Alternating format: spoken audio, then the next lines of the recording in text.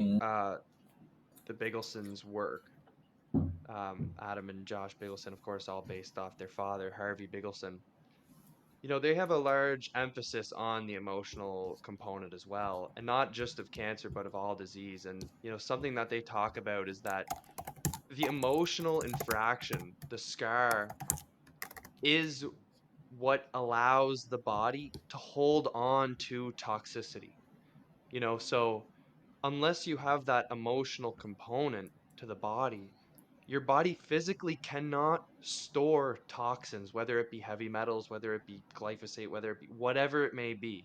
If you're energetically aligned and emotionally aligned properly and you're dealing with these emotions, you're letting them go, you have nothing repressed, the body cannot hold on to these physical toxins. And I think that's interesting, especially with the smoking. You're saying, well, the natives smoked tobacco like all the time every day, and they lived a long time. Obviously a lot of the stories that I've heard when working with them and learning from them was that they lived longer than 125 years, way longer than that. And they may, people may say that they're a primitive society, they don't know time, whatever. I'm like, they certainly knew time.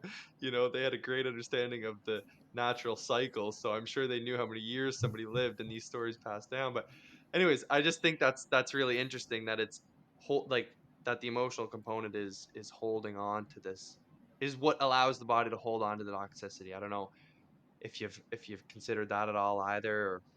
Well, that makes sense to me, and that would resonate with my explanation of cancer and how cancer forms, why it grows. Because when we have psychoemotional stress, it creates tension in our energy field.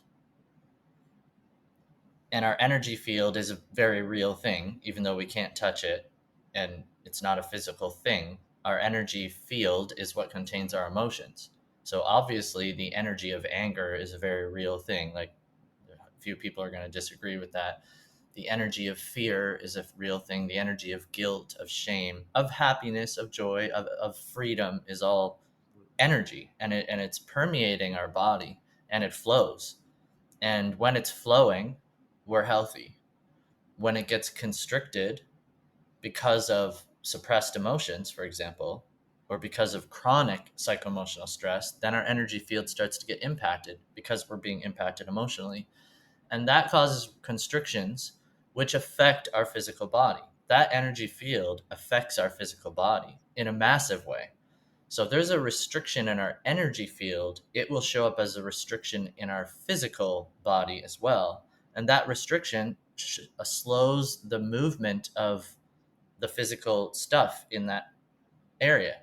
And our body, for example, produces waste products of its own. So we can have a completely clean, perfect, holistic lifestyle where we're not consuming toxics, we're not putting toxic body care on our skin, we're not smoking cigarettes, we're not breathing polluted air. It can just be perfectly clean.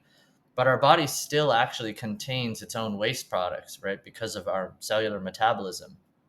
And these aren't chemicals, but they are wastes. And so if there's a restriction in our energy field, then yeah, that waste can start to accumulate there, and uh, many problems can accumulate there. Our cells cannot receive the nutrition that they need to thrive. Our cells can't receive oxygen, and they also can't eliminate the waste products. If you add in toxic exposure, consuming fast food, whatever, pharmaceutical drugs, and so on, then those will start to become part of the picture as well, and you can get into a situation where you've got this one part of the body, which is where cancer grows, that is very compromised. And yeah, there could be more toxins there. And that's where cancer grows, where that restriction is in our energy field.